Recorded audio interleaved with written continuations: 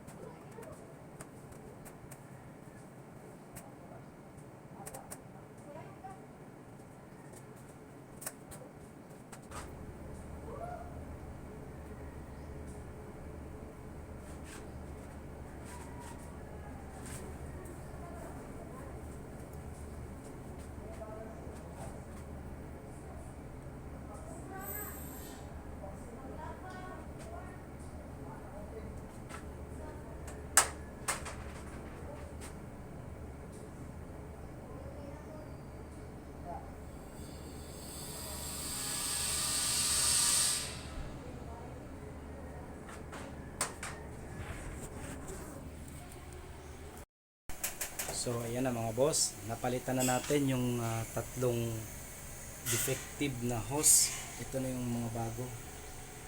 Ayan, naka-attach na siya. So sa ngayon, lilik test natin para masigurado na walang leak na mag-appear. Gamit lang tayo ng sabon, ng tubig, or sponge ng sabon. Yan, para ma-leak test natin. Yan. So yan, walang